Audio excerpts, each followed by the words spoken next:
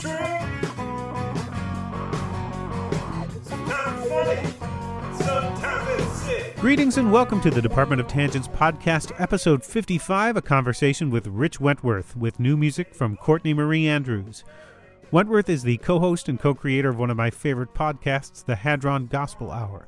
Hadron is the serialized story of Dr. Oppenheimer, who creates a rift in the multiverse and destroys timelines while working on the Hadron Collider, and his sidekick Mike, played by co-creator Michael McQuilkin. It's so much more than that. I can't say much without giving more away. It's a sci-fi comedy drama with touches of horror, some sketch comedy, and original music from Wentworth and McQuilkin. Hadron is also one of the most well-produced podcasts you'll hear, and I got Wentworth to geek out a bit on how he and the crew create such an immersive soundscape for the show. That's where the conversation starts.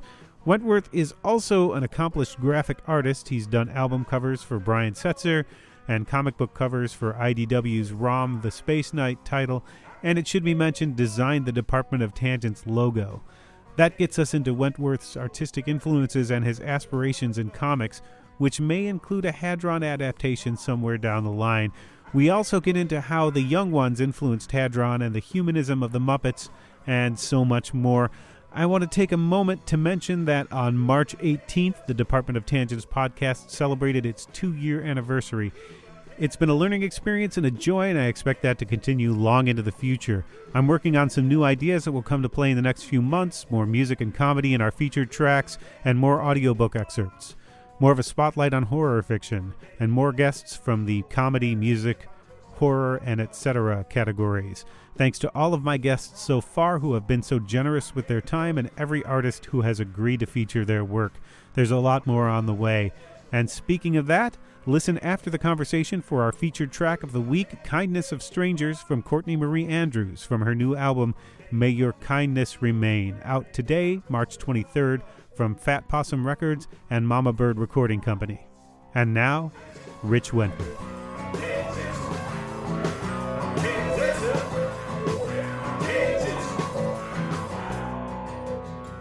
Well, that's actually one of the things that's difficult or challenging about audio, doing work in an audio, because our showing is often done through telling, through description, right? And the challenge is like to, how do you make that natural feeling? How does it feel natural and not just like, or at least call it out? Because we're a comedy show, so we can, if we're doing exposition, we can kind of, hang a lantern on it. Well, that's a good place to start the conversation Sure, in yeah. earnest. Actually, let's back up slightly. All right. You are Rich Wentworth, co-host and co-creator of Hadron Gospel Hour. That's right. Artist, DJ. What else is in your job description? Artist, DJ. That's a voice actor on the show as well, and I do some voice acting for other shows. But what are the I other think you shows? guys- Well, I've done some cameos for the Penumbra podcast and the Pulp Paris Theater, Campfire Radio Theater, a Scottish podcast, a bunch of other shows that are kind of members of that new audio drama scene. There's a lot of sharing and collaboration that goes on between the shows. Pretty tight-knit community. But yeah, I think that's about it. I don't think there's anything else that I'm doing that it's worth mentioning. How would you explain the for someone who has never heard the Hadron Gospel Hour? How would you explain the sort of arc of it, the breadth of it? We've struggled with that for a while, but I think we use other shows as kind of guideposts. So if you're a fan of things like Hitchhiker's Guide to the Galaxy, or Doctor Who, or The Young Ones, or The Monkees, then there's entry points in sort of all those areas. But we're kind of part comedy, part adventure, part workplace dramedy. But told strictly through audio.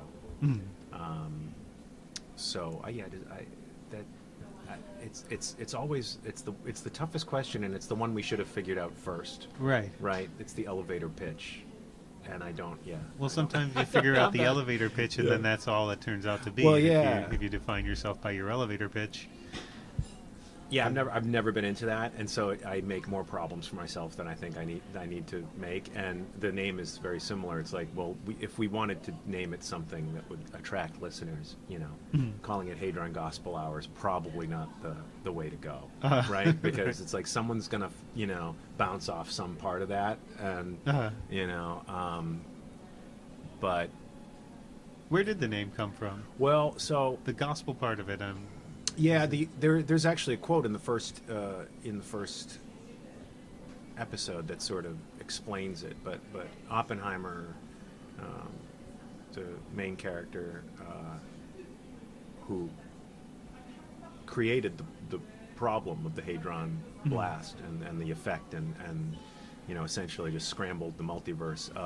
His mission now is to go throughout the multiverse and warn people. So he calls that at one point, spreading the dread Hadron Gospel. So it's like this, which, it's ridiculous to actually call the whole show that, but that's what we went with. And at this point, I don't know, we've talked about changing the name or adjusting it somehow, but it's also kind of neat. I've always been a fan of like bands that, name things inscrutably.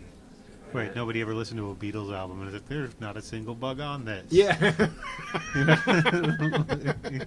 Right, yeah. So, I mean, I'm disappointed. I gravitate towards the sort of more abstract or less representational when it comes to, poetry, words, lyrics, things like that. And so I think that's kind of where that falls, but it hasn't we have a good listenership. It hasn't scared everybody away, but I do think like if we were a little more cagey on that, we might not have the people writing us to ask when are you going to get around to mentioning Jesus and shit. But if you named it something very plain, then it would sound like a generic version of well, it's funny. Toasted cereal in a box with a brown color. We did not get into this is not a search engine optimized podcast. Yes. Nothing about it. How terrible would that be? to be the ultimate SEO podcast. It's just nothing but words that you I think a quick tool through iTunes and you see a ton of those, So the premise of it is the Dr. Francis Oppenheimer Baldini has, as the spiel goes at the beginning of the show, torn a rift in the multiverse, right? Working on a way to weaponize the Hadron Collider. That's right. It's destroyed timelines throughout the multiverse. Right. It's a catastrophic rip through everything. It blew his wife into pieces, which he's now trying to collect. Yep. And got played by Vera Schranken, also known as Carrie DeMore, who's one of the founders of the Boston burlesque scene. Just and fantastically talented. But yeah, she's blown up in the first. Well, in the prequel, I guess. Yes, that when we get to before those. We get there, yeah. It'll be 20 years before we get to the prequels. And it of course got you your partner who was drawn onto the into the bunker. Yep, Mike. Yes, who was an IT guy by day. Right, played by the co-creator Mike McQuilkin. Yes, and one of my oldest friends ever. That shows through, I think. Oh, good. In there. And you've got a great revolving cast of characters, including Cyrus, who is stuck in the wall in the other room. That's right. Who Mike Atkinson. Who, by the way, it's great if you're listening to this podcast and you have Bluetooth speakers. Cyrus is always mixed, I think, hard right. Yes. When they're in the main lab room. Cyrus is always outside the door on the right. Yeah. I happened to leave one speaker in the other room the other day while I that's was listening great. to it, and it was kind of fantastic. Highly to listen. suggested to do that. That's great. Yes, I didn't realize it was mixed so hard until I was listening in the kitchen, and in the bathroom I hear Cyrus yelling. You know, it's funny. There's, Yeah. There's a so we do for Cyrus, because he's in the next room permanently, because he's stuck in the wall in the hallway. We not only do we hard pan him out to the right, but we also mess with the filters so that it sounds like it's coming through the door. So we take out a lot of the high frequencies. But we do a lot of stuff like that where. And there's sometimes disagreement in the community, the audio drama community, because people listen to it in such a variety of ways. Some people listen to it on headphones, some people listen on Bluetooth or on their home device. A lot of people listen in their cars. And so the idea that, like, well, if you do too much hard panning, some of these people aren't going to be getting everything that you're doing, and I think there's legitimate concerns there. That's fine, but for us, we're like, I'm a music geek and a recording geek and a production geek, and it's like, I am not gonna. That also not shows. you. Yeah, well, good. I'm not gonna leave any of that on the table just because someone might be listening with one earbud in. Right. Well, that's one of the things I wanted to comment about this. It's such a lushly produced podcast. I don't think I listen to any other podcast that's as well produced, where the audio elements lift the story quite as much. I mean, there's Higgsby, who is a Higgs boson particle. And thus the Particle Man reference, that they might be giants. He shifts back and forth. His voice goes back and forth, left and right, so that gives you the feeling that he's constantly moving the way a Higgs boson particle would be. Right. Yeah. The idea is he's kind of hovering and like swaying back and forth between the two, just kind of orbiting them. So you get that feeling, and then there's an episode where. Since Oppenheimer and Mike decide to solve their crisis through a podcast, and you want to get more people to listen, there's an episode where Oppenheimer fills the place with cats. Oh, that was so much fun. Yeah, and you get the cats in stereo, running from place to place, and you get to hear those noises pop up. And when you're in a city, you hear city noises. It's very immersive, and that is so much fun to do, and I typically handle the in the division of labor between Mike and myself, because it really is, other than the fact that we have a good cast, rotating cast, and a main cast, Mike and I do most of the work ourselves in terms of the production. So the way we usually divide the labors, we both will write, and when it comes to recording, we'll try to both be in the room when we record our cast, because we'll do each cast member separately and read them in. So because Mike and I both know kind of the voices of all the characters in our heads, we'll read people in against the best approximation we can give of who they're reading against. Does that make sense? Yeah. And then we Mike will take all those recordings and edit them. He's just a brilliant dialogue editor, so he has really great pacing. So all those things end up sounding, I think, pretty close to people in a room. It's very much like a TV show with multi-camera TV show with it's no single camera TV show where often reaction shots are not done in the moment with both actors present. And if it's well done, you don't notice it. So it does sound like people doing a live reading of good. A show. Yeah, that's what we want. With a great special effects crew behind them. Yeah, good. Well, that's the thing. So Mike has a really great sense of timing and pacing, so he can really make it feel like the flow is there. In addition, to the great performances we get. But then he'll send it over to me, and then I envelop it in the sound design. So for me, I geek out on things like cityscapes, and what am I going to choose to let you hear about where they are or what's happening and when. So I've learned a lot over making these 20 episodes, where the most important thing, I think, is to get it's so weird how it's like the audio equivalent of setting up shots for a film, right? You have an establishing shot, it's your soundscape, and once you do that, it doesn't need to be quite as present. So as long as, like, in that first couple seconds that you're in a new spot, you have like a car honking or a bus going by, or the sounds of traffic or whatnot. You can 3 or 4 seconds and then fade well, it 3 or down. 4 seconds, and then kind of organically, get it out of the way a little bit, because you still want some of that immersion, but you don't want it to overwhelm. And so that's like the tricky part when you have this kind of full. Again, I like thinking about it visually. You don't want to overwhelm. Like, if you have a shot of the characters, you want them to figure prominently in that shot.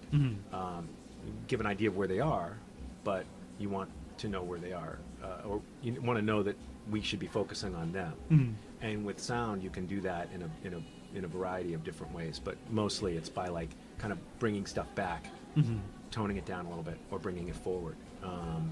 But yeah, those kinds of things I could geek out on all day. Well, you were a musician as well, correct? Yeah, And yeah. did this sort of thinking feature into how you recorded music in the past? Yeah. I started out doing, like, pop punk and garage rock and surf music. So, real, like, not incredibly complex or smart stuff. And then, but I loved sound. I loved the way the sounds worked together, and I liked the concepts of where the mics were and how that affected. How that affected the sound. So when we would record or go to a studio, I was just, like, watching the engineers setting up the mics, and and I never really got so far in that I got the math of it, or the stuff that the real super pros know. They can do all this the math in angles their of where head. things would bounce off of But I was stage. just watching, right? And intrigued with, like, wow, when you back this mic up a foot or a couple inches, or have it off its axis, like, it changes everything. And then how does that fit in with the whole with the puzzle of the sound? Those things fascinated me, and I definitely bring that kind of curiosity and experimentation to this show. I'm experimenting in every episode with new ways of doing this. So you used to read up on all the stories, like Eric Kramer recording Jimi Hendrix and getting that Leslie effect before they had a Leslie, by literally swinging the microphone around by the cord to get that. Right, and I mean, nowadays I'm working with with a handheld, a portable mic, getting sounds with. Well, you gather your own sounds that you A don't lot have. of them are gathered, and then there's some that I'll make up in, like, synthesis. The pretty wide variety of ways to make them. You can sit down at the Ferris Bueller keyboard, Yeah, right. make all the sick noises. Yes, and then, like, for us, it's like I also have, like, reverb, like spring reverb and tape echo, because I want sort of signifiers of this, not really the present, not feeling modern. I want it to feel a little weirdly out of our own time frame.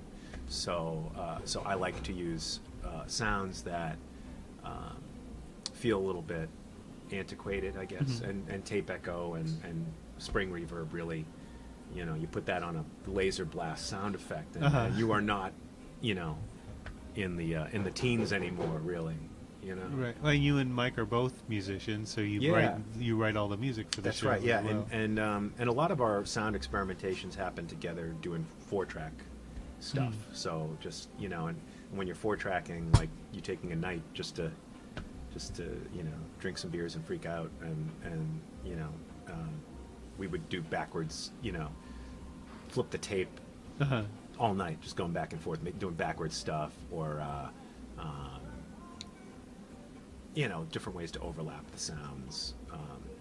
The theme song is fantastic as Oh, well. thanks, I really yeah. enjoy because it starts out with that piano bit, which sounds like a John Carpenter Right. thing, and then Yeah, it goes into yeah. that little like tapping pebble sound that sounds like a Mission Impossible thing. And then then Right. it goes into that sort of full brass sort of and theremin sort of thing, like a science fiction show. So you get, what's coming. Right.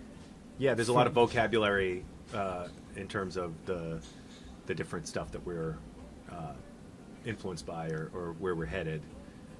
It telegraphs that there's some horror involved. There's the sci-fi is the overwhelming thing. That there's some, action adventure Right. in it as well. It defines the show better.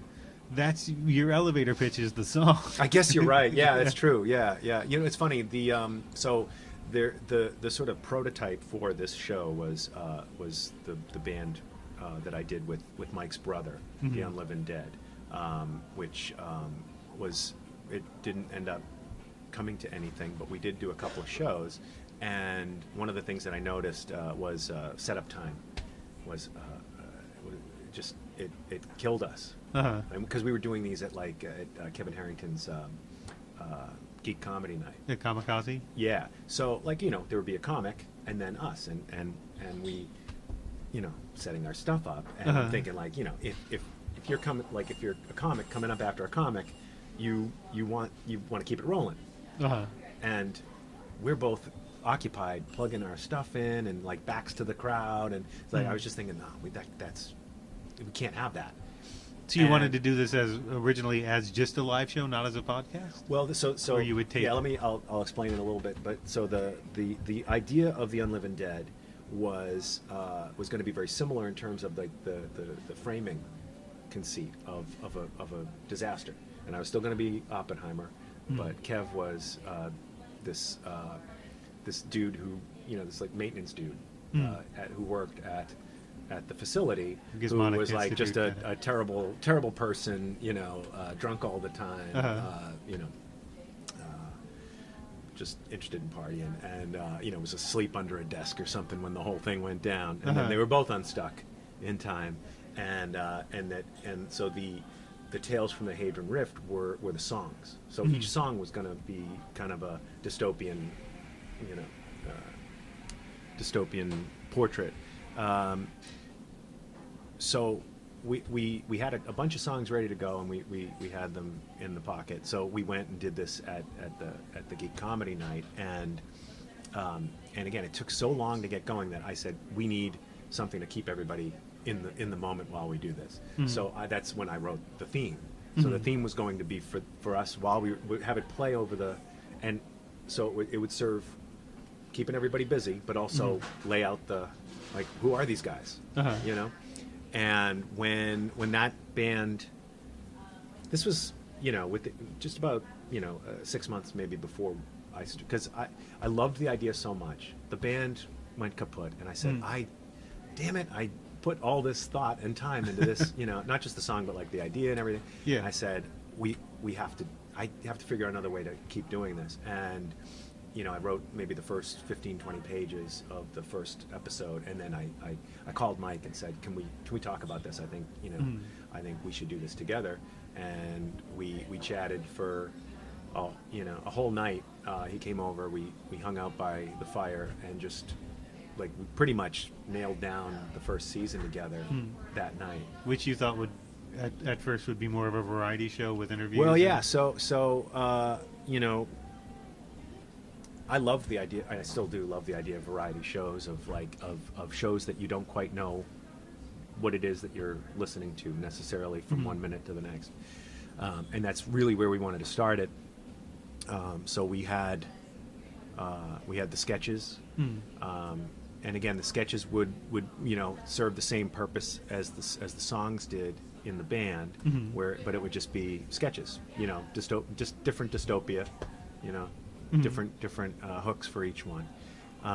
They're different comedy sketches that are the tales from Yes, the Hadron yeah, Collider. and It seems like the characters are forced to watch right, sometimes. right, yeah, they can tune into. So in a way, it would be like a flip, like an all sketch, all performance version of a Mystery Science Theater thing, where they're not watching movies, they're listening to sketches. So there would be that, and then interviews with people that we dug, and then have bands on, and with that we were thinking really of the Monkees or the Young Ones, where oh shit, it's Motorhead, in the living room, like that. We liked that loose physics. One of my favorite things about the Young Ones is just the loose physics of it. Like it's a sitcom, and then it's not all of a sudden, and it doesn't. There's no warning for when that's going to happen. So those were the kinds of things that excited me about doing something that was not just a sitcom. Right, and you backed away from the sort of variety show aspect of it a little bit, at least in terms of having other guests, right, who were themselves after the first few episodes. Yes, and we. So I think a couple of things happened. One is that it was difficult. It was just another organizational hurdle to book somebody and have them and write them in to what we were working on. Because at the beginning we were going episode to episode in writing, and it just felt like a treadmill. And then like we had a whole group of people that we wanted to have on the show, and as I was trying to get people, like, say, send me a piece that you haven't put out on a record or live recording or whatever, and and we'll do that. We'll put that in there. Or can you come on and do this guest shot or whatever? And it was just it got a little bit too much like herding cats, where it was like well, it's funny how when you stopped doing the guests was about when the cat episode happened.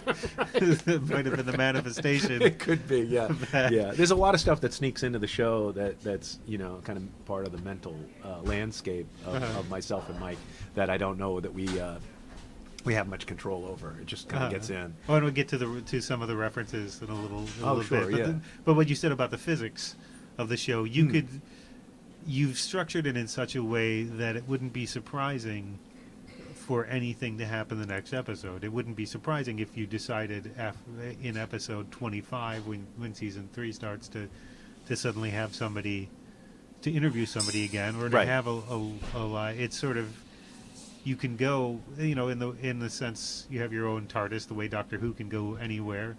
Right. You can go anywhere in the Rift.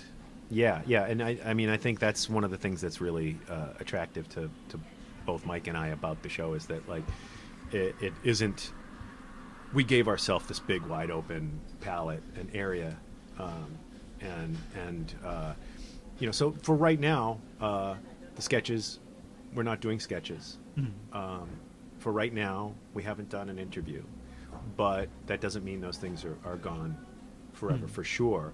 And basically, the show is what we need it to be when we need it to be that. Right. So what happened with the more variety show elements is that as we started really geeking out about the main plot line and developing arcs, that sort of overlaying these arcs onto the sitcom, hamster wheel sitcom thing, where at the end of every episode things get reset, everybody's in the same spots the next day, so these two things kind of in conflict. That's where the action was for us, I think, rather than kind of all the training wheels that we put on originally. Maybe thinking like, oh well, we'll have a story, but let's give everybody all these other things too, because probably the story won't be the thing. And then, oh no, the story's the thing. So all those other things kind of fell away, all those other conceits. You did have one of those sketches, at least one of those sketches, that turned into a plot point later on, is one of my favorite. And I wonder if you realized when you first wrote the product sketches that was going to turn into a plot point later. That was no, not when we first did it. In fact, that was one of the loosest, most improv ones that we did. We went into that without a script, and a lot of the sketches were fairly well written out. And this one one's was an advertisement for product, Yeah, which right, is right, very. yeah. And as you hear more ads for them, the two spokesmen get less and less certain about what the hell they're trying to sell, and more desperate to sell it to you, which Right, I thought right. was incredibly fun and very SCTV like. Oh, that's great, yeah. To me, but then later on, and I don't want to spoil it for anybody, that sketch turns into an episode. Yes, and that was super fun to do, because these, like the characters in that commercial, to actually figure out what they're all about was very fun, and then enact them within the main bulk of an episode, in the narrative was really, really, really super fun. Might you do that with any of the others? Well, I was going to say there is one that there's there's a bunch of interesting things that are going to be happening. And just to say, you're in the middle of writing for season 3. Yeah, so we wrapped up season 2, so all that's in the can. We've outlined the 3rd season, and we're in the process of writing the episodes now. So I've learned better than to put a date on when these things are going to be done, because we just, life is in flux, and this isn't it's not our main gig, so we can't really devote the kind of attention to it on the regular that would allow us to hit deadlines. But so we're in the it's going to be a fun season. A lot of when it's mentioned like loose physics, there's a lot of loose physics without getting too specific about things, and at least one of the sketches is a plot point. So I'll leave everybody to figure out which one that is. I would hazard a guess, but if I'm right, I don't want it. You can ask me later. I can ask you. There was one in the wrap up of season 1. You mentioned Sketchtacular. Yeah, when you were mentioning a lot of the references. You said there's one that's in every episode. And I wanted there's a sound. Yeah, yes. And I was going to guess what that was. Do you want me to nod, or do you want to leave that out? If you can, we'd leave it out if you get it right, for sure. Okay. If you get it wrong, we can leave it in. Yeah. And that way people can cross it off. I don't know how many people are actively looking for this. I have had people ask me, and they were wrong, but they were looking. So. Well, I'll leave a little bit of a space. This is my guess, and if it's right, the audience will hear a pause, and we'll go back to the conversation.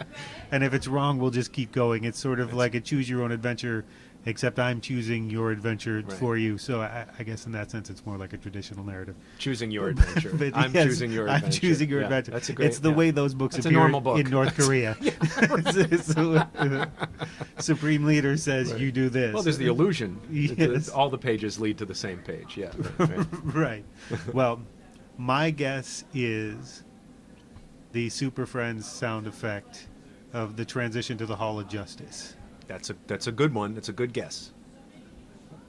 This will stay in because it's not correct. Okay. Yeah. But that is a good one. That one is in every episode, though, isn't it? It is in every episode. Okay. Well, but it's not the one you were thinking. But it's not the one. No, that was actually so that is totally referencing the Super Friends transition sound, but I did it from scratch. And you recreated that yourself? Yeah. So that you wouldn't have the sound, the copyright. Yeah, I didn't want to use the exact sound, but I wanted something that was in that vein, right? So it took me to, I think, the second episode. I was trying to figure out what that was. I'm like, I know that. That's from something. It's I basically I had that sound and I listened to it and tried to break it down. Like, what the hell's happening in this? And there's a lot of stuff going on in that sound.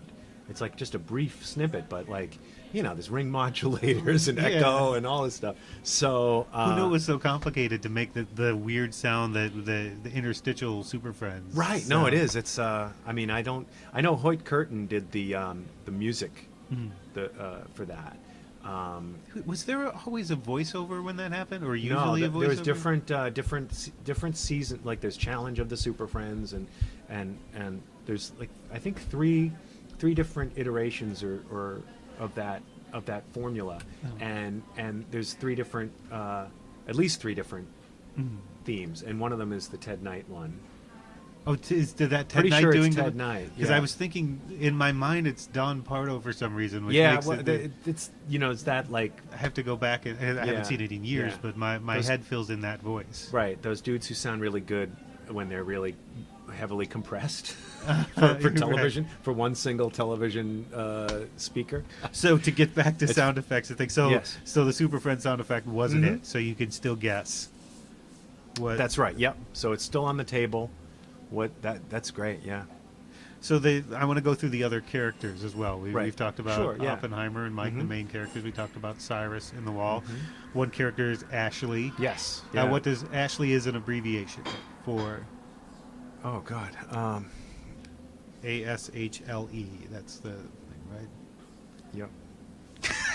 you I wasn't ready for that question. No, that's okay. Well, we can say what she is. So She's a computer guide. Oh, I'm gonna get in trouble. Who was created? Who has an interesting interesting backstory, which is tied to a Shirley Jackson-esque tale in one episode. Yeah. Now I'm just thinking about automated servitor heuristic. Yeah. Automated servitor heuristic light edition. So. Yes. Oh, good. And she's the voice of rationality. Yes. Yeah. She's like a million times smarter than anybody else on the show. And she's a computer. So yeah. She's basically an AI that runs the lab. So she's said I don't know if in the first episode she says it, but she is the lab. She essentially is the brain of the lab. She's the one who makes the analog coffees. Yes. Yeah. And she has been. By the time Mike gets there, she and Oppenheimer have been there together for I think 5 years. Just the two of them and Cyrus in the hall. So it's, if you can imagine, that's like a nightmarish scenario. Weren't there being two guys trapped with Baldini? There were two guys in a storeroom in the first episode, right? Who get knocked off in the first or second episode. When the first villain shows up. Oh no, that first scene is at a prison. That first scene is at in the third episode, Pen Pals. Oh, okay, yeah. There's that scene, the first scene, the cold open scene happens at the Schrodinger maximum security prison. Right. And you have some pretty heavy bad guys at times in here as well. Yeah. So like. Slarg, who's the pen pal.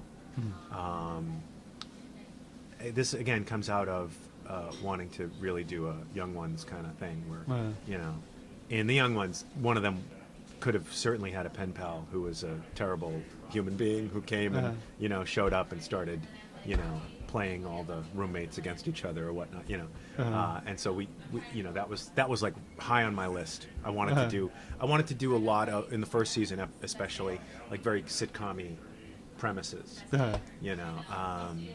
which end with Ashley saying "Happy Birthday" and everybody laughing. Yeah, hitting the reset button literally and all those things. But Slarg, so Slarg came out of that. He was just this really bad man who had broken out of prison and was pen pals with Oppenheimer and just, asked to come stay. Right. And hilarity ensues. Has to be roommates with Mike. Right. Yeah. Right. But then we really liked the character. We liked the dynamic, and we liked I liked that there was someone who, like, Oppenheimer had no idea that this guy hated him so much. And well, that's one part of his character. He can be incredibly brilliant. He can be incredibly arrogant, and at times he can be very keenly self-aware, and at other times just have no idea. Right. Yeah, like his focus, his depth of focus is, it's usually trained outward. But yeah, he does have a level of self-awareness on certain things, but. It is fun to play with blind spots on people and what they get, what they don't get about themselves. Everybody's like that too, because Mike has this ability to call out the crap that's happening in a conversation, but we've given him a lot of places where he doesn't quite get what what he looks like on the outside. Right. He's able to point out Oppenheimer's love for Baywatch Nights. Yeah. There are also times when Oppenheimer has a surprisingly accurate knowledge of bubblegum pop. There's places where I allow it to be semi-autobiographical. Right. Yeah, I think with bubblegum and glam and like that, like those are places where, or when we talk about vintage technology and video game systems, those are places where we just say, this is our show. We're gonna load it up with references to these things because we love them and it makes us happy. Yes, you've mentioned to count them. I think there's a Rush reference. Cygnus X1 is in there. Well, and also that's also a black hole reference to the movie, the 1979 Disney movie. The Cygnus X1 is the ship. And the as well. Klaatu Barada Nikto shows up, which is Army of Darkness and The Day the Earth Stood Still. Yep. You had a lot of music references. Aha is the one that you mentioned is definitely. Yep. I heard Personal Jesus Aha, in a product. We haven't gone so far as yes, right, yeah. Aha, we haven't. I don't think we've reached our mission goal of mentioning it once an episode, but we definitely do it quite a bit.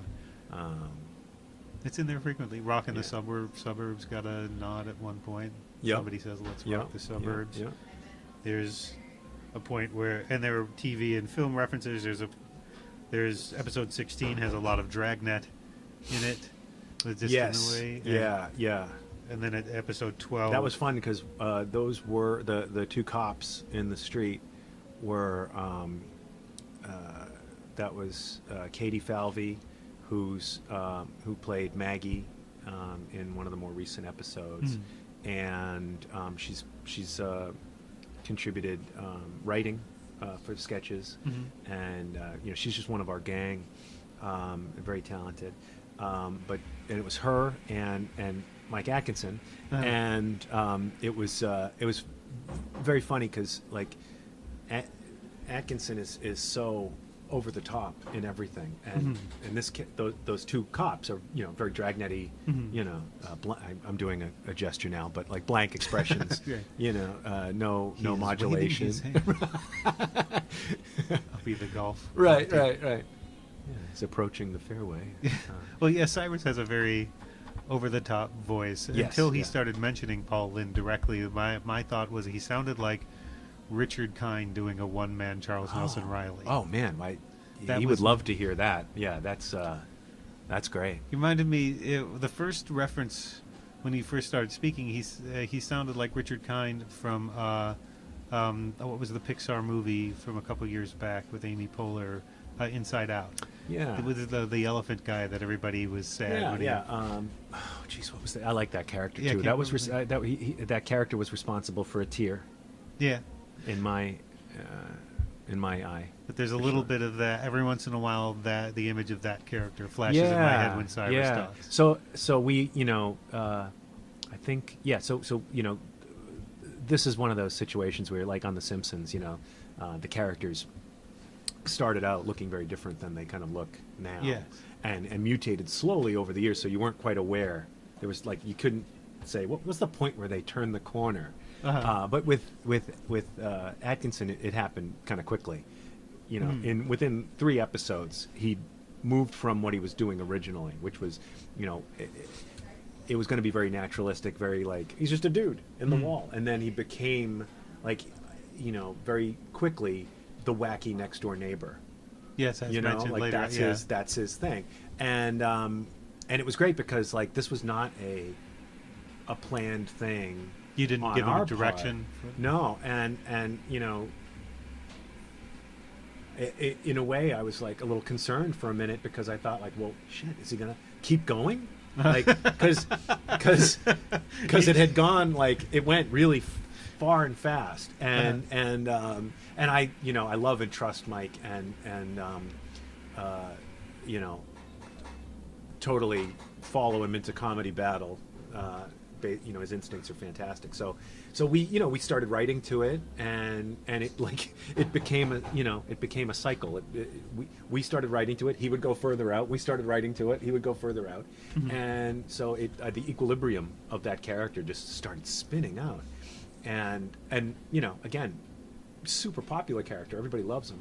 And so it was like, well, it ain't broke, but at some point I thought, well, he's not going to be intelligible if we keep going in this direction. At some point you have to pump the brakes. A noise. Right. So that's why we then featured it in the narrative, like what was happening to him. That's where we came, with the crystal poisoning and things like that. So there was like a reason that this was happening to him. And that produced some fun stuff too. There is one other character we haven't mentioned yet, who's perhaps my favorite character. I'm assuming is probably everybody's favorite character, and that's Commander Funk. Oh yeah, Commander Funk. Yeah. And Commander Funk. I've described it to other folks as like Oppenheimer's who I am sometimes afraid that I am. And Commander Funk is who I would like to be. Commander Funk is like aspirational avatar that I give myself in that world. Yes, he manages to be cool and avuncular at the same time. Right. He's the guy that you always want. That's why he drives or commands the Deus Ex Machina. Right. Again, just on the nose. Yeah. That's his ship, and his band is always behind him. There's always a cool, relaxed, slow groove beat behind him whenever he shows up. Yeah. Which sounds like you're approaching, like when you're approaching a war memorial or some such larger or stadium where there's a show already happening. That's sort of the sound of the drums in the background as it approaches. As it approaches, is the sound that you would hear as you approach like a stadium or a war memorial, when the show's already going on. So he's larger than life. The idea for him is he's a larger than life character, a real hero,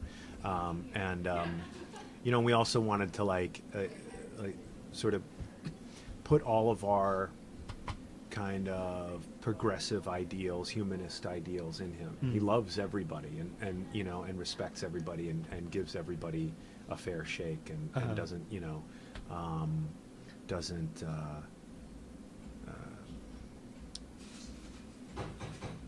jump to conclusions about anybody. Right. It's like when I write him, I'm thinking of the advice that my mom used to give me when I was a little kid about how to treat other people. Right. So it's weird. He's a weird character, and he can also kick anybody's ass. Yeah, right. And he has a laser sword. He has a laser sword, and all the confidence in the world, and all his merry men behind him. There's Robin Hood and the merry men who are his band and his army, I assume. Right. Yeah. I mean, so the thing I was just thinking of the other day is, so he's kind of a space pirate or a hyperspace pirate because he's in the Rift. But his title is Commander. Well, yeah. That's something I hadn't thought of. No, it's a good question. My guess is that there's that one of the side gigs that he does. Well, actually, he does deliver canned goods to orphans. Oh, that's one of his side gigs. So maybe a couple of the canned goods. Maybe the band plays gigs. Maybe it could be. Yeah, probably. Yeah, for food. Yeah. For probably Hughes. There's enough of our folks that go to. Have you ever been to Hughes? No. In Malden? No. Oh, it's a good spot. Atkinson does open mic there a lot. The music, and they've got a great. It's actually a fun place to go play. The open mics. Commander Funk plays there so often. Maybe Commander Funk plays there. Yeah. It seems like the kind of place he'd play. But I was thinking because he's a commander.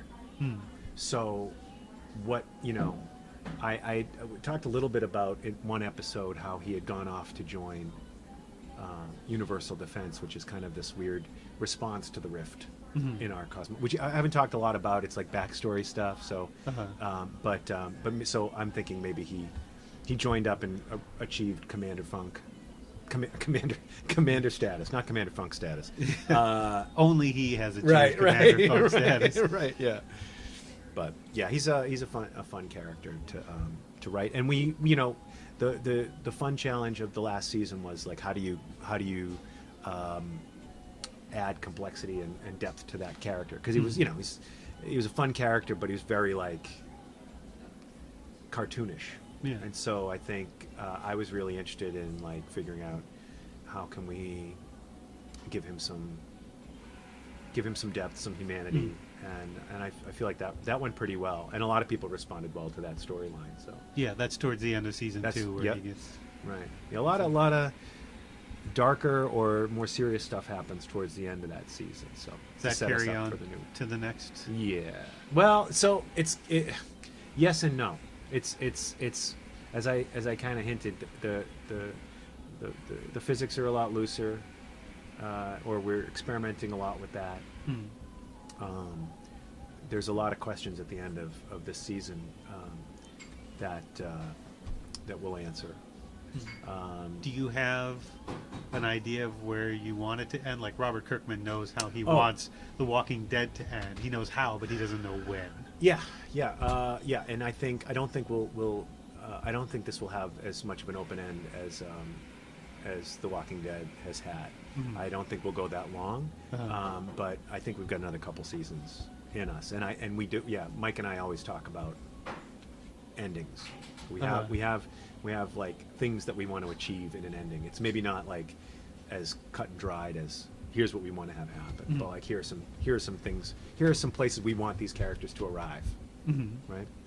And we haven't sort of stitched that all up neatly into a full narrative, but yeah. And here's a segue for you. As an artist, you sketch out all these characters. Do you know what these characters look like? Yeah, with some of them.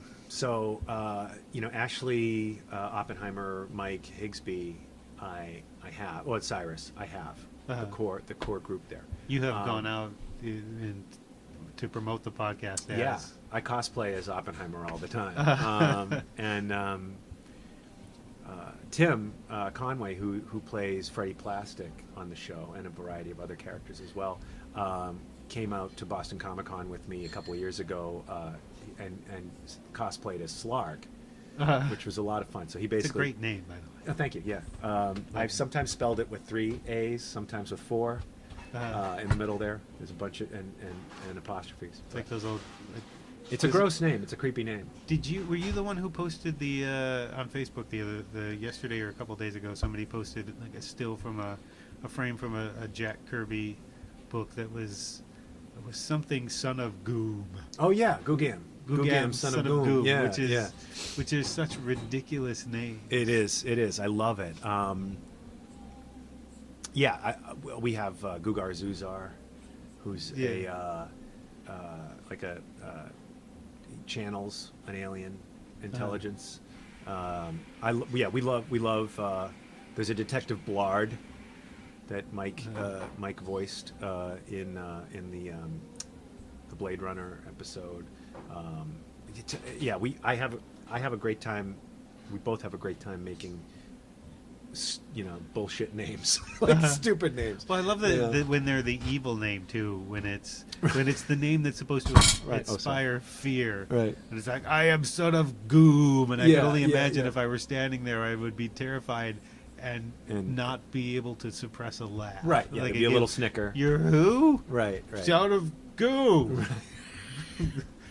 That's a funny name. It's not a funny name. Right. I'm a god. No, you're a god, but it's still a funny name. Right. Shut up. Right. Yeah.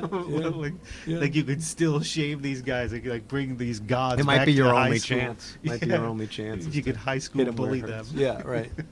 Yeah. No. That's again. These are the kinds of things that are so much fun about driving a show. Is having the opportunity. Like every part of it is an opportunity to goof off and have fun. So the naming conventions, all those things, like the names of the shows themselves, the episodes, we have a great time naming each episode because we try to give it 2 names. So Right. We do that, Nice seeing the that. old Bullwinkle way of doing things. But yeah, every part of it is, and it's something I think we've learned as we've gone. Like I don't think we took as much advantage of all those things right off the bat, but as we've gone, it's like, oh, the season 3 we're going to start doing not recaps, but like those previously Yeah, on like blah, on blah, blah. like on Soap. Yeah, some of those things will have happened. Some of them will not have happened, and Use the just theme song mess from around Soap with it. too for that. Yeah. Dun, dun, dun, dun, dun, dun, dun, dun. I think you have one character who thinks he's invisible. Have you already had that? It's such a wide-ranging show that you could throw out something weird and think, oh wait, did you already do that? No, we haven't. I don't think we have. No. So I did want to talk about your art as well. Sure. Yeah. As you, among other things, have created the Department of Tangents That's logo right. for one thing. Yeah. But you also Full disclosure. yeah, full disclosure. But you're also a comic book artist. Mm-hmm. You've done covers for books. Amongst them, ROM is the one that I know. What? Yeah. So this is relatively recent. Within the last, the comic book part of things is relatively recent. Mm-hmm. So I've done ROM cover, ROM and the Micronauts cover, both for IDW, and then I have a double-page spread coming up in Mighty Morphin Power Rangers tribute book coming out from Boom. That's actually coming out this month, which is great. I can't wait to see it in print. Sometime in March it's coming out. Yeah, and that's a hardcover book. It's the 25th anniversary of the property, so it's kind of crazy. Yeah, I don't think I was so much into it. No, well, that's the fun thing for me was like I'm a little the Super Sentai, I think is what the property is called in Japan before it came here imported as Power Rangers, and I did know about that because they used to show the badly dubbed version of it on Night Flight, I think. Right. So like I'm a little old for the Power Rangers property. But I was just doing the math. I would have been 20 when it came out. Right. So like I remember seeing it. Might watch a few minutes of it here and there. Yeah. But it's not really in my. It doesn't hit me in the generational chest, right? Mm-hmm. But so that was actually really fun for me to do because ROM and the Micronauts, like those are my that's right in my wheelhouse, and so I got emotionally invested in it, and it, but this was neat because Power Rangers is such a big deal for a lot of people, and the assignment I was given was to do all their little morpher devices, to draw all the devices that they use to punch in their whatever they're going to change into, right? And do you remember what those looked like, or did you have to study? Oh no! The editor who hired me, he sent me all the reference photos, so I had those to look at. Yeah, because I couldn't. There's no way I could. You don't want me making it up, Right. But it's fun because the aesthetic is very different from the way that the aesthetic of toys continue to evolve. The increasing influence of Japanese designs in those toys, and I was a big fan of 70s Japanese toys like the Shogun Warriors, the giant robos from that era. So it was really fun to to really get in there and draw these little gadgets that had kind of antecedents, antecedents? Precedents, yes. Hopefully they'll have antecedents. Yeah, hopefully, yeah. In those toys that I loved, but are kind of adjacent, So I think I did like 30 to 40 of these things, and I have them kind of hanging in a force field, chandelier kind of structure. I just motioned again. Yes. But it was so really so, helpful. I wish you could see the you would gesture. have loved it. You would have conjured a chandelier. Just think of a chandelier and then picture me, gesticulating to it. I'll try to get a photo of it to put it up on the post so people can see, because it was really good. Thanks, man. Yeah. But it was fun. So 30 of those, all hanging there, and they're all they all have their own look to them. So it was a really fun project. But those are the most recent things I've done, and I've been doing sketch commissions for fans of ROM, the community of folks who really love ROM as much as I do. It's not a huge community, decent size, but they're super passionate about Ron. So it's like I found my people. That's all you need, though. Yeah, I mean, if you want to sustain something, that's something I came to see in music. When you look at Ani DeFranco's getting a lot of attention early on because she very smartly pulled her own operation together, and that reminded me. She produced her own music. She released she had her own label. She put like-minded people on her label. Yeah. Ani DeFranco did that. Frank Zappa did that. Right. A bit before her, and in comedy, Mystery Science Theater has. Well, I think they have a much bigger audience now. I think it's grown over the years, but they had. Mike and I were just talking about Mystery Science Theater last night, and how, the sort of the reboot or revival of it. It's in such a different place than that show was when it first appeared on all of our radars, right? It still has so much in common.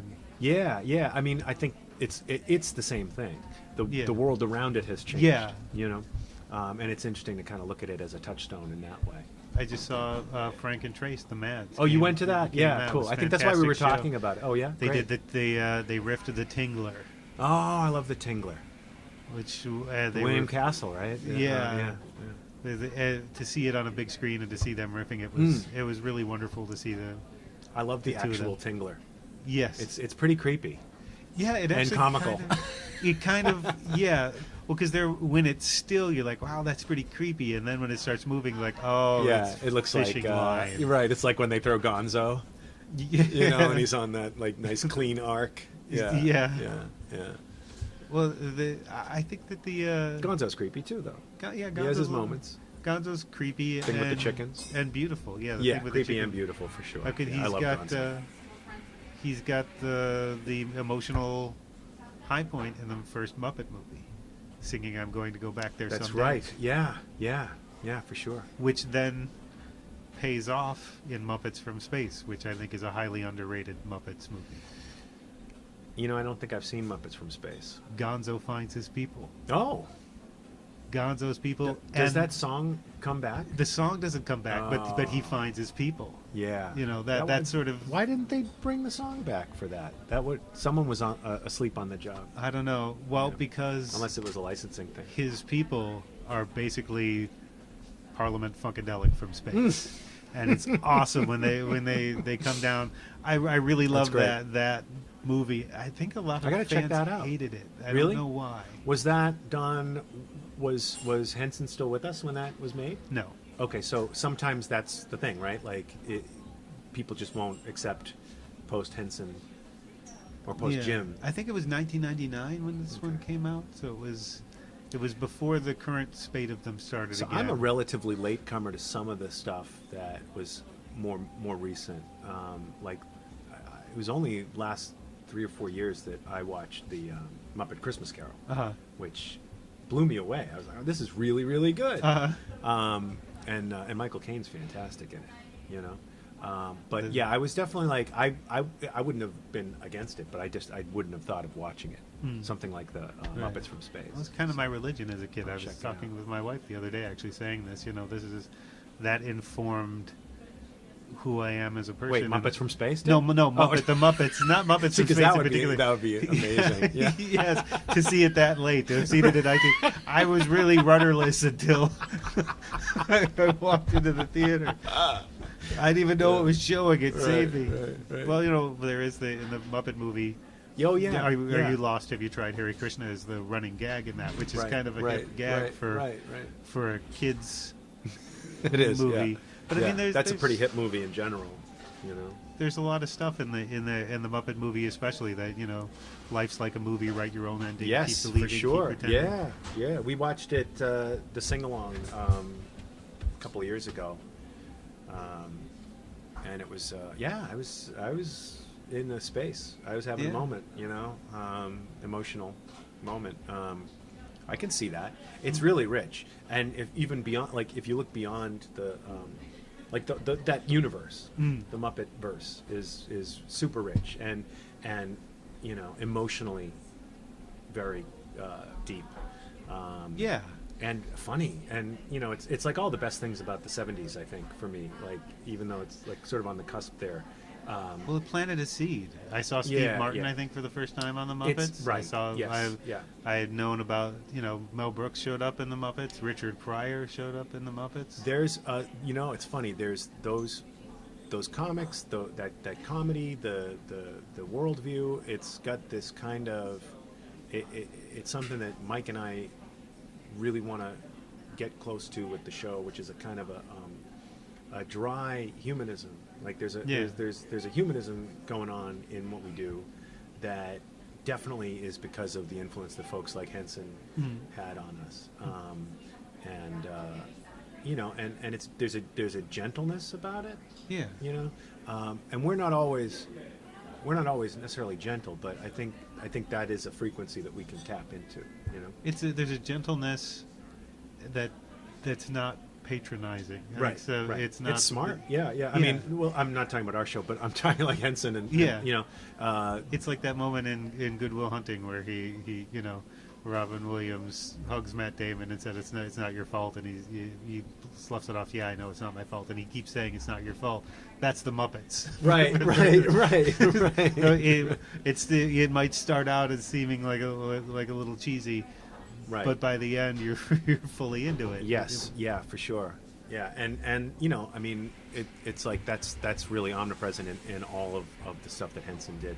We went to the Museum of National Heritage Museum in Lexington when they had the Henson traveling exhibit. I didn't get to see that. Oh my gosh, it was great. The Phenomena puppet was there, and some of the like Skeksis outfits from the Dark Crystal, and some of his old ads from when he was before the Muppets, when he was just doing not before the Muppets, but when he was using them as advertising tools, and his short films, and it's just the level of creativity he had, but also just that kind of omnipresent worldview going through all of that stuff, and it all comes back to that affection for humanity, right, and desire that we be okay. And that's very real in that. Yeah. I think when I think of things, and Mike too, like when we talk about what's the value of what we do, making people laugh is great, but we really want to tap into that. We really want to have moments where it's not a big deal. But that worldview is just there. Yeah. And that's, I think, when we talk about Commander Funk, like his job is like the casual dropping of that stuff. Yeah. The casual, like, hey, he's kind of the Kermit. Yeah. He makes everything okay. Yeah. Right. Man, and I want to mention too, he is one guy that I have not drawn yet, and I'm not going to. Like, I like people having a view of Commander Funk in their head that's theirs. We've talked about this before. Yeah. How I can't not see him as our friend Chris Coxon, who does a lot of wonderful character comedy. So maybe when we do a live action film, we'll tap Chris. Yeah, I don't think there's any other choice. I mean, he's the guy he's living that credo already. That's who he is as a person. But I do like that character particularly being open to interpretation. So I have to wrap things up, I think, soon, but I didn't want to give short shrift to the art and comic books. Sure, yeah. So you weren't a Muppets guy, were you a big comics kid? For sure, yeah. Well, I know I was a Muppets guy. I was definitely a Muppets guy. But yeah, I was probably like 5 or 6 when I bought my first comic, or had it bought for me at that age. I was not independently wealthy as a 6-year-old. But yeah, we would go on long rides up to, well, they felt long at the time, but up to my dad's family in southern New Hampshire, and there was this little store, little general store, tiny, attached to a propane place, right? Like you get your propane tank refilled or whatever. You had a choice, comic books or propane. Yeah, so I don't know what to do with propane at that age, so I said I'll get a comic. No. So, but they they had some food stuffs and then a little a little rack, a comic rack, and I would pick off a couple and the first ones that I got were, I mean, I'm not kidding about ROM. Like that was one of the first comics I got. The Hulk, I think, maybe was the absolute first. One of the Bill Mantlo Hulk runs. But then once I started getting those, I was hooked. And Star Wars came along, and I was into Star Wars and comic books. And if it didn't have one or the other, I wasn't interested. If it wasn't about space or spandexed, Well, that really put that sort of, it's not a genre, that sort of thing front and center in the popular culture. I think Star Wars and it was the like way that adults could enjoy it. Right. Too. Yeah. The landscape was at that time, aliens, like terrestrial, like Close Encounters-y kind of things, right? Like big, like for me, aliens, Bigfoot, right? Because I was obsessed with Bigfoot, Star Wars, and comics. And Dr. Spectre was another comic I loved. Have you ever heard of Dr. Spectre? I don't know Dr. Spectre. The Spectre from DC Comics. Yeah, was so one there's of my the Spectre, favorites. which is great. But at that time, I didn't know the Spectre. I knew Dr. Spectre, who was a Gold Key comic, Gold Key character. And he was kind of like an occult detective, or an occult, he battled Frankenstein and Dracula and all these, demons and things like that. Kind of a Kolchak, Night Very Stalker much so. kinda. Yeah. And it was great because like the artwork was super intense. Who did the art? Jesse Santos, I think, is the name. And I don't know a lot about him, but So like a Bernie Wrightson. well, yeah, it's got this not really Bernie Wrightson. I'm trying to think of who he kind of feels like, but it's really elegant, elegant stuff. Really well, like very like light line, and really detailed. So very different from all the other books, like the Marvel books, which were very like Marvel House style, cartoony, crystallized, clear. Yeah. This is very almost Baroque, like all the little details, brocade kind of stuff. But yeah, it was great, and I was hooked. I was hooked on comics, and I didn't. One of my first jobs was at a comic book shop, and. Did you have a sense that that's what you wanted to do? Well, so later on, you wanted to be an artist, and it was. So Mike and I were in a comic book drawing class that my mom had found for me, and this was I think early '80s, 82, 83, something like that, and. Mike and I were both in the class. It was taught by this guy, Craig Farley, who ended up, who's an amazing comic book artist and illustrator, and did a lot of really cool freelance gigs, and then did some work with Mirage on the Teenage Mutant Ninja Turtles. Did some great paintings for them, and did at least one issue of the book, which was fantastic. But he was the teacher, and it was great. It was just great. We would draw comics all day, and he would come around and tell us, like, "Oh, here's some things you can do differently," Blah. So you would have been aware that there were individual creators and artists of Absolutely. these things, which is something No. I think people don't think about so much. Is when you become aware that another human being is doing this. It's not just showing up in front of me. For sure. Yeah. No, we. And that was, again, that opened up a whole new way of looking at these things, and more fun, because you could go, oh, what does this inking style look like? Is this person or that person or whatever, And to see pencils before they were inked, he could show us the process, and he did. So I really wanted to do it at that point. And we actually self-published something, all the folks in the class put money into self-publishing one, and that was 1989, 90. One issue, black and white, came and went.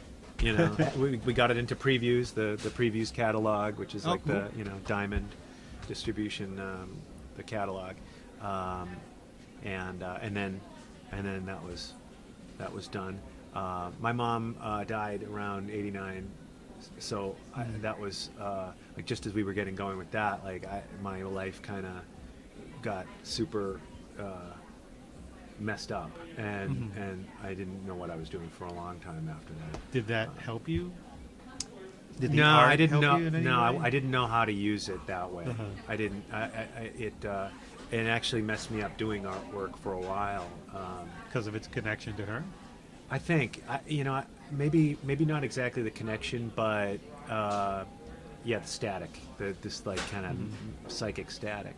So again, like I've done gigs, and in the late '90s, I put another tryout, and I started doing another run it freelancing, and I did some poster art and album cover stuff and things like that. But I didn't really think about comics. I didn't really think about going back to comics, and it was only when I was talking with Chris Ryle, who's the editor at IDW, who did ROM, and the writer of the IDW reboot of ROM, about we on Facebook talking about Brian Setzer, and I told him I did the cover, and he was like, "Oh, that's amazing! I love that cover, and would love to have you do a Wait, cover." which cover was it? The Dirty Boogie cover. Okay. Actually, no, I think we were talking about the Christmas record. Yeah, so you did the Christmas Boogie record Woogie as well? Christmas. Yeah, we did that one too. So he. I didn't realize that. I think I have that album. Oh yeah, nice. Yeah, it's a good album. So it was only like chatting with him about that, and he said, do a cover, and so I did a cover. It's only like it only started dawning on me. Oh, I could do comics. It seems like a tough thing to figure out how to break into. Well, that's why I hadn't really thought about doing it, because it's like I'm 46, and breaking into a field just feels like a lot of a big pain in the ass right now. But if you want to do it, you have got to do it. Well, yeah. So that's the thing. So since then, I've sort of oriented things around busting in, and and just right now it's about getting my stuff back up to speed, I guess. Just making a daily practice of it, and because I wasn't drawing on a regular basis for a long time, so that's actually taking some time away from getting the show done. But Mike's in a similar spot to me, where life is happening to him too, and so neither of us are in a super hurry to get anything done before it's time, I guess. We don't want to push something into being that isn't going to be as good as we think it should be. Right. So This is the ultimate goal, to do your own title, maybe? yeah, I've talked with Mike about doing a Hadron book. I think that would be a lot of fun. Actually, I kind of want to do a paperback collection of short stories with some comic material, and just solicit some of our friends who write to do some short stories, and just get something going that way. But yeah, comic book too, for sure. But I really I'd love to do more cover work. I'd love to do more work for different companies. It's nice to start branching out from IDW to doing some stuff for Boom. I'm hoping to get some more companies under my belt by the end of this year, and I'll be going to some cons to talk with folks. And there's sort of it must help that there's a bit of an aesthetic between all the things you're doing, in terms of and I'm assuming the podcast probably helped crystallize some of that for you, in terms of the music, the art, the podcast, just everything you want to do, sort of. Yeah, stem from that. it does.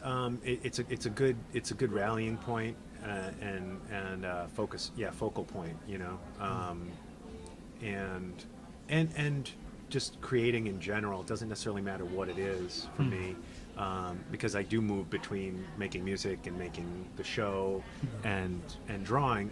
They all kind of fulfill slightly different functions emotionally and communication wise. Like sometimes when I have a feeling that I can't verbalize, music is the way to go. Sit down and play guitar or play the keyboard and just go into a space, because it's nonverbal, right? When I want to shut my brain off, drawing is the way to go. Drawing something is great. I can achieve Buddhist no mind in minutes with drawing. For me, it's drumming. That makes perfect sense. Yeah, and then to really fully functionally express in a verbal way or in a more total way something, it'll be it's the show. It's the show. So that's increasingly what the show's been doing for me, is giving me a way to fully express things that are going on in my skull. So it's fun to put that in and lay it around the stuff that we've already got planned, because life changes and those things happen, and so that's like the X factor. And I'm curious about how, like, I don't know how much that, like, it's possible to piece out what's intentional and what's unintentional about what's being reflected about our lives. Well, I think that's what makes it appealing to listeners. I hope so. Yeah. I hope so. Well, not that they would really like to pick out what's your life and toss it to the side. I'm saying that the fact that stuff's reflected in there somewhere, even if it's not something they would be able to pick out and say. Right. I mean, I think that's one of the things that is a benefit to the way we do the show, which is more or less artisanal. I mean, really, it's a handmade show. I think what I took away from the show is that you have a big problem with people named Slarg. That's the main. Yeah. So what should people look for? What's the website? What should people look for in the next couple months? I mean, I think so. HadronGospelHour.com is the website for the show, and I think the easiest way to stay on top of what we do is to subscribe to the podcast via whatever podcast agent you use. So iTunes, Stitcher, all that stuff. We're all over the place. Yep. Bunch of stuff. Yep. Thing.com. I don't know what it is. There's a bunch of things. Something.edu. There's a top tier, and then there's a bunch that Lipsid just throws it out to that I have no idea. Yeah, and then there's those like secondary aggregators that an app. If you have an app, you can look for us on the app. We're all over the place. So. And as far as your art, where can they? Yeah, and for the art, Spy Island Industries.com is my website, and I put new stuff up. Like when I have something out, I'll put it up there. My Instagram, I'm on Instagram. I put a lot of my process pics up on there and sketches and things, and that's Rich.Wentworth.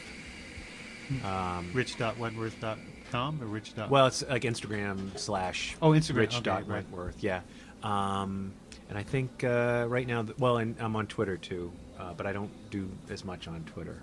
So I think Instagram is the best place to look at stuff. And I do an email newsletter too, but I can't recall how you would get that. No, so. I actually got a notice to do it last night and found out. And this is, I think, how... Maybe you can put a link on. Well, how infrequently that you post to it, I signed up for it, and it told me I already was. Oh, good. That's great. That's Did it cancel it out? No, it just said you already did this stupid. Right, okay. It's not like pushing a button where you have to push it one more time? No, what happened was I pressed this button, the world exploded, my wife blew into pieces. No. We can help with that. Yeah. We have you're just the team. Yeah, right. For that. We might be overqualified. Well, thanks for taking the time to speak with me. Appreciate it. Thanks for having me. An arrow to the head isn't always a trick. Thanks again to Rich Wentworth for sitting down with me at Mill Number 5 in Lowell, Massachusetts. And to find out more about his podcast, go to hadrongospelhour.com. And to find out more about his art, go to spyislandindustries.com. There's also a bit of it in the gallery for this episode on departmentoftangents.com. You can also find Wentworth and Hadron Gospel Hour on Facebook and Twitter. And if you enjoyed the conversation, please subscribe to the Department of Tangents on iTunes, Stitcher, or wherever you get your podcasts, and consider leaving a review to help spread the word. And that brings me to our featured track of the week, Kindness of Strangers from Courtney Marie Andrews' album May Your Kindness Remain, out today, March 23rd. You should be excited about this album. Andrews has a rich, powerful voice. It can be tender and vulnerable, and she can really blow the doors off when she lets loose. If you like Nico Case, Kelly Hogan, Jason Isbell, or Kathleen Edwards, you need to check her out. Find out more about her and the new album at CourtneyMarieAndrews.com. You can do it while you're listening. Go! Here's all the prompting you should need. This is Kindness of Strangers from Courtney Marie Andrews.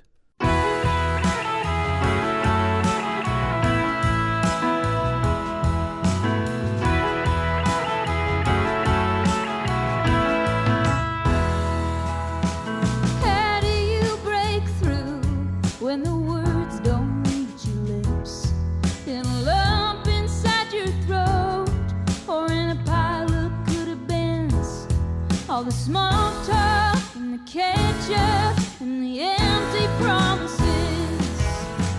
How do you dive deeper in a shallow riverbed when the current pulls you further from what you should have said?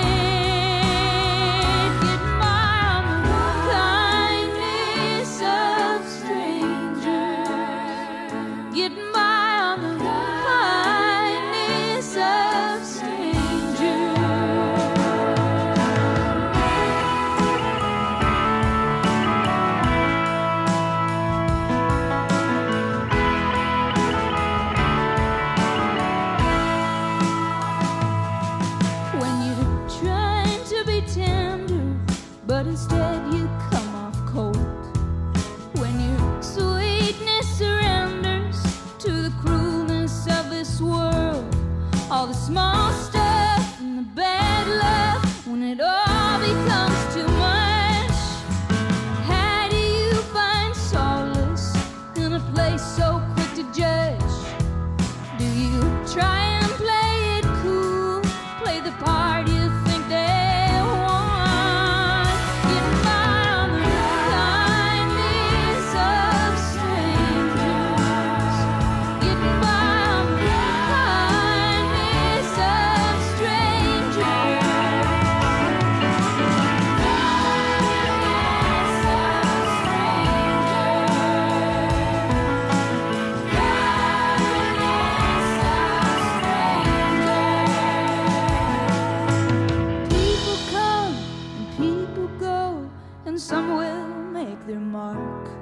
like an iron to the bone, a symbol in your heart. And the ones that stick around are the hardest ones to find. And if you can't find the closeness, you need the kindness to survive. Get by the kindness of strangers. Get by the kindness of strangers.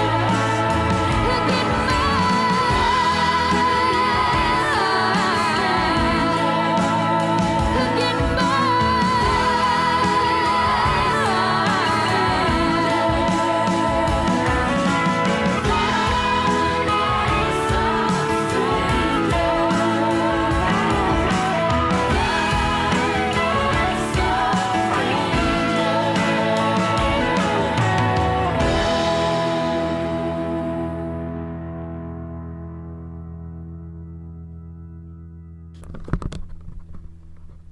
Neil Young.